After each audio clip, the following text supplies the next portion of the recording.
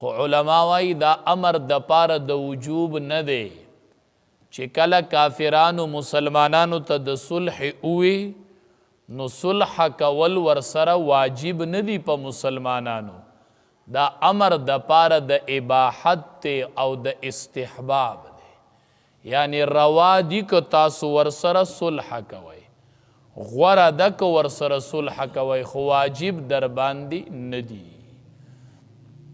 و ان جنحو کدی مائل شدا کفار للسلم صلح تا فجنح لها نتهم مائل شا اغیتا نو دا وس امر دی، یعنی تور سرم صلح اوکا، خدا امر دلتا دا اباحت تے چی صلح کول روا دی، صلح کول مستحب دی کا مصلحت پکی. وتوکل علی اللہ او توکل کوا پا اللہ باندی، کل چمت یو کار کئی او روا کاری او تپ کل اغی کار باندی دیڑو اوبوس کی اغا کار کئی نو توکل پا آخر کی پا اللہ کوا، اسباب دا کار برابروا او نتیجہ پا اللہ پرینا. لکا ماسخوتن چی ادکی گنو دا آیت الکرسی اولولا کور کی شف کا آخری فلقین صورتون پزان او آیا چی دا دی اوی نوز بروس پا اللہ کا سملا، یعنی نتیجہ پا اللہ پریدوز دسی پا ہر کار کے چی کئی نو داغی نتیجہ اغا پا اللہ پریدا و بروس پا اللہ کوا، اسباب استعمالوا خو پا اسباب بانی بروس مکوا پا اسباب اعتماد مکوا. تاسو تبا علمی دا خلق چی بیمار شو ڈاکٹر للاڑ شی دوایانی خوری نکدی دا دی دوایانو سر یو بل خبر پزان لازم کرنو دا دوائی بیدل دیر زر صحت ورکی چی کل دی دا گولی خوری نو چی دیووی چی یا اللہ تا شفا ورکون کے او مال دی کی شفا ورواچوا گولی اخوری نو بروسا پا اللہ کا چی خقیب میں اللہ او دا گولی چی دی نو دا سبب دی دا اسباب دی نو کو دا عقیدہ زمونگ جوڑ شولا نو دی دوایانو کے بم اللہ دا شفا اثر ورواچی او دا بمونگ دا پارا دا شفا ذریعہ وگرزی. خو زمونگ ذہن دی تنزی چی بروسا پا اللہ پکار دا شفا چی دی دوایانو کی ورچی نو دا پا کی اللہ ورچی نو دیسی چی ہر کار کو نو بروسا با اللہ کو. اسباب با استعمالو گورے اسباب با استعمالو ورپسی با بروسا پا اللہ کو. نو توکل علی اللہ توکل وکا پا اللہ باندی، صلح چی کئی نو بروسا پا اللہ کوا. انہو هو السمیع العلیم بے شک دغ اللہ ہر سا اوری العلیم پا ہر سا پو دے دیسی ذات پا دیلی دے السمیع ہر سا اوری العلیم پا ہر سا پو دے نو پا دیسی ذات ولی بروسا نکے چی پا دی بروسا وکڑلا نو ستا خلاف چی دو خلق را یوزے کی گی او استاد ناکامی استاد بیزتی مشورہ کی نو اللہ یورینا نو اللہ ہر سا اورینا اللہ دغم اوریتا بروسا پا اللہ کردی دا او اللہ پا ہر سا پوئی گی چی دا چا پڑھکی در تس خیالات تی نو پاگی اللہ پوہ دے خو بروسا پا اللہ کوا. وَإِن يُرِيدُ أَن يَخْدَعُوكَ کدی ارادہ لری چی دوکو کستا سرا نو پا ان حسبک اللہ نو بے شکا کافی دے تالر اللہ.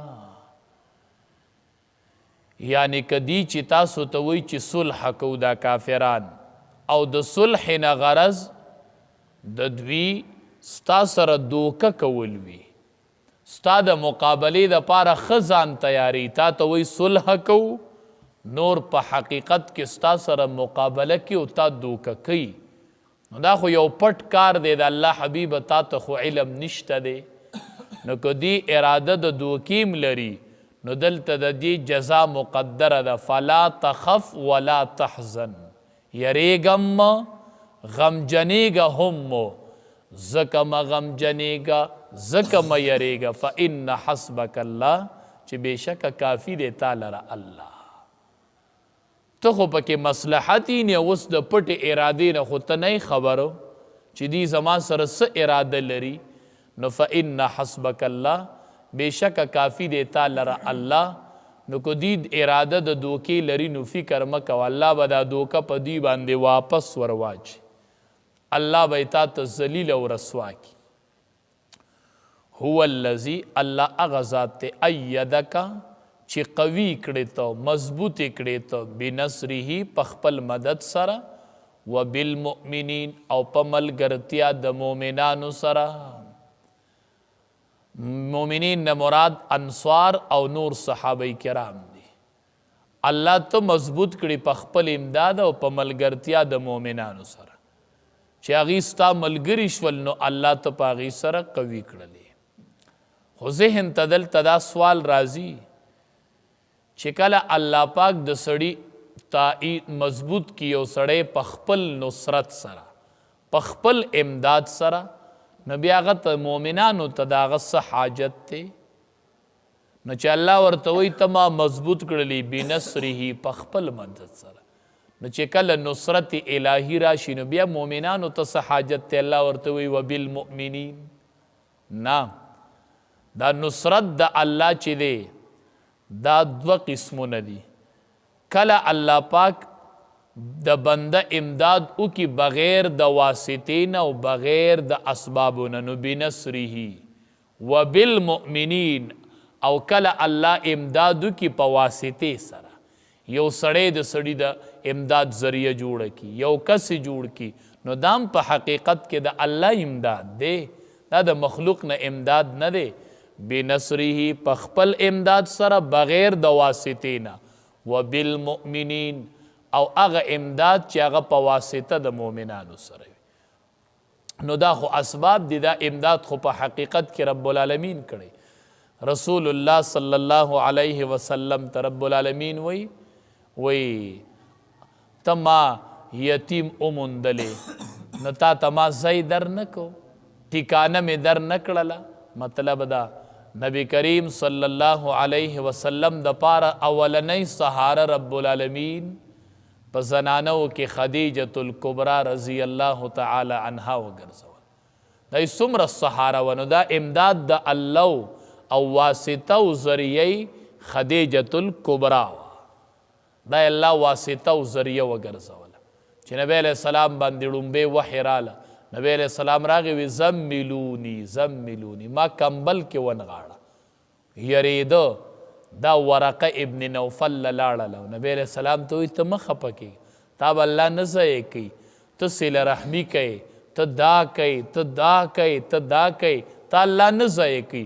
څومره سهاره یې ورله ورکړله او د مال په ذریعه څومره سهاره وموندله. امام الانبیا پې الله څومره مضبوط کو. دې وجې نه عائشہ رضی اللہ تعالی عنہا فرمائی وی چې کله به مونږ څه پخکړی پوخ کو سالن نو رسول الله صلی الله علیه وسلم بو فرمایل وی د خدیجې ملګرو لتې سالن ولیږئ. یعنی د هغې چې کم هم عمره زنانه دي لکه امزولي. عائشہ رضی اللہ تعالی عنہا به ورته وی خدیجه خو یوه بوډۍ ونو لکه مطلب دا هغه وفات شوې ده. نبی کریم صلی اللہ علیہ وسلم بورتوی عائشی رضی اللہ تعالی عنہ عائشی سر بیش بہا مینوا بیش بہا بیبیانو تبیوی وی ما دا عائشی پا بارک مال تکلیف مرا کوئی زما دا دی سر پترتی طور مین محبت سیوو. اے نبی کریم صلی اللہ علیہ وسلم ور سر روان دے دا دا مین دلیل نہ دے. صحابه کرام مخ کی دی او دیتی نه خروستو دی ورته وی عائشی منډه نه و دواړه لگا ای ولې نه منډه اوخلا چې منډه اوخلا نو عائشہ رضی اللہ تعالی عنہا تینا په منډه کې مخ کې شوله تیز تی لگا لاړله او نبی کریم صلی اللہ علیہ وسلم تی رست پاتې په بل موقع چې منډه واله د عائشې رضی الله تعالی عنها وجدرن بارې شوی دی نو امام الانبیا تی مخکې شو. نبی ورته وی تلک بی تلک وی عدل په بدل. مطلب دغه ختم شو، یو ځل ته مخکې شوې وې، یو ځل د نه زه مخکې شوم، جو خبره ختمه شوه که نه. دومره بیشبها مینه یې وه ورسره. امام الانبیا له الله داسې اخلاق نه ورکړي نو اثره به څوک تنګېده نه. د هغه کورنۍ حالت د بیبیانو سره ډېر ښکلی و. دا ګورئ اخلاق نه دي، اگر چې موږ به پې فخر کوو چې کور سړی زوروري او په بار نرمي، دا مونږ ډېر ښکلي اخلاق حسابو، خو ګورئ دا ښکلي اخلاق نه دي. ګورئ چې کور زوروري خبرې در سره نه کیږي او په بار ښه نرم سړی د هر چا سره ښه سړی کور د بیبي سره بد سړی. دا ګورئ اخلاق د رسول الله صلی الله علیه وسلم نه دي. نبی کریم صلی الله علیه وسلم صحابه کرامو ته وفرمایل وی په تاسو کې بهترین سړی هغه دی چې هغه د خپلې بیبي سره ښیي، او زه په تاسو ټولو کې غوره یم ځکه چې زه تاسو ټولو کې د خپلو بیبیانو سره ښیم. نو ښه سړی به هغه چاته وایي چې هغه د خپلې بیبي سره ښیي، او چې خپلې بیبي سره ناکارې او په بار ښیي، دا ښه سړی نه دی. ګورئ دا ښه سړی نه دی.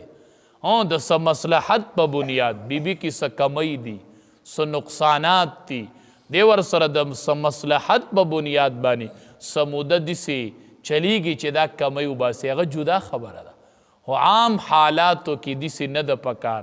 دا د نبی علیه السلام اخلاق نه دي. ګورئ او بیا بیبي دا خو د سړي د ژوند ملګری، نو چې دا د سړي نه داسې تنګه راشي نو خاون خو جو بله ښځه وکړي، طلاق ورکړي، نو ټیک ده. نو ښځه څه چل وکړي؟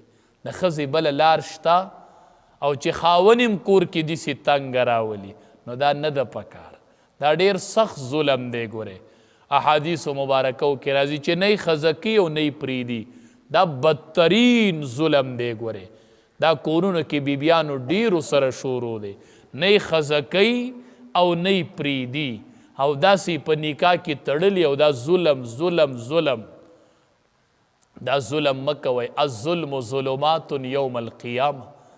دا ظلم به ګورئ د قیامت په ورځ ټکې تورې تیري. بیا ګورئ تورې تیري وي، ظلم به تیري وي په ورځ د قیامت، ټکې تورې تیري وي، ټکې تورې تیري وي ظلم. ګورئ نو دې نه احادیثو کې منع راغلی ده. حدیث مبارک دی، نبی کریم صلی الله علیه وسلم فرمایي وی رب العالمین وایي چې دا بیبیانې زما د عقد د لاندې ستاسو تابعداري شوي. دا بیبي چې د سړي داسې تابعداري، نو دا ولي؟ دا منځ کې نکاح شوې ده که نه؟ ته تې نکاح اوچته کته، دا خو د نکاح تا ته داسې تړلې ده، ډیوټۍ درله دنیا ادا کوي، او د کور خدمت او د کور صفایي او د بچو پرورش دا هر څه کوي. نو دا ولې؟ دا رب العالمین وایي دا زما یو عقد دی، د هغې د لاندې ستاسو تابعداري شوي. بلا خاوندان داسې دي چې بیبیانو سره ډېر ظلم کوي. بیبي هېڅ نشي ویلی، هېڅ نشي ویلی، ښځه به څه وکړي؟ خو ګورئ دا چې وایي نه نو د دې نه یریږه. ګورئ دا چې وایي نه نو د دې نه یریږه. دا ته چې ظلم کوې او دا داسې جسې چې دی، یو ورځ به چېرته الله ته لاس اوچت کړي. ګورئ اتق دعوة المظلوم، د مظلوم د خیرو نه ځان ساته. ګورئ د الله او د مظلوم د خیرو په منځ کې ګورئ بیا پرده نشته دی، نو دا ډېرې تنګې راوستي. رب العالمین وایي چې چا د خپلې بیبي سره زیاتې وکړو، نو د دې تپوس په د قیامت په ورځ به د ښځې حساب د خاوند نه زه پخپله علمه، زه به خپله تپوس کوم د خاوند نه د ښځې په باره کې چې دا زما د عقد د لاندې تاسو داسې تابعداره شوې وه او تا پې داسې ظلمونه کول او دې انتقام اغستی نه شو او تا ته کور کې ناسته وه. نن ماله ماله نن د دې حساب راکړه، هلته به بیا ګورئ حسابي. نو نبی کریم صلی الله علیه وسلم به وی د خدیجې ملګرو لته سالن اوسئ. نو عایشې رضی الله تعالی عنها ورته د الله حبیب هغه خو یوه بوډۍ وه. نو نبی کریم صلی الله علیه وسلم به وی عایشې ته د قرآن حافظ یې، دا د قرآن حافظه وه، هوې تا ته احادیث یاد دي، خو ګورئ خدیجې اول په ما ایمان راوړی و، او زما اول سهاره ګورې خدیجه وه، زه ځکه خدیجه بار بار یادوم. که ته د قرآن حافظ یې نو هغې په ما اول ایمان راوړی دی. نو داسې سعادتونه د خدیجې هم شته دی، او الواد د امام الانبیا د خدیجې نه د عایشې نه نو رضی الله تعالی عنها، الواد یې تېنه پیدا دی. نو هغې اول په ما باندې ایمان راوړی دی. نو دی وجې نه نبی کریم صلی الله علیه وسلم به د هغې ذکر کو. نو هو الذي ایدک بنصره، الله هغه ذات دی چې قوي کړې ته په خپل امداد سره، وبالمؤمنین او په ملګرتیا د مؤمنانو سره. نو دا الله داسې کوي چې د انسانانو په وجه د سړي امداد کوي، دا ورله الله اسباب وګرځوي.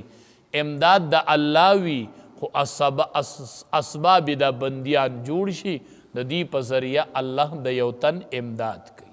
فرمای وَإِن جَنَحُوا کدی مایل شي للسلم صلح ته نو فجنح لها نو ته هم مایل شه هغې ته، وتوکل علی الله توکل کوه په الله باندې، انه بېشک الله هو السمیع العلیم، دغه الله هر څه اوري او په هر څه پوه دی. وَإِن يُرِيدُوا أَن يَخْدَعُوكَ کدی اراده لري چې دوکه وکړي ستا سره په دې صلح کې، نو فإن حسبک الله نو بېشکه کافي دی تعالی را الله، هو الذي الله هغه ذات دی ایدک چې قوي کړی ته بنصره په خپل مدد سره، وبالمؤمنین او په ملګرتیا د مؤمنانو سره.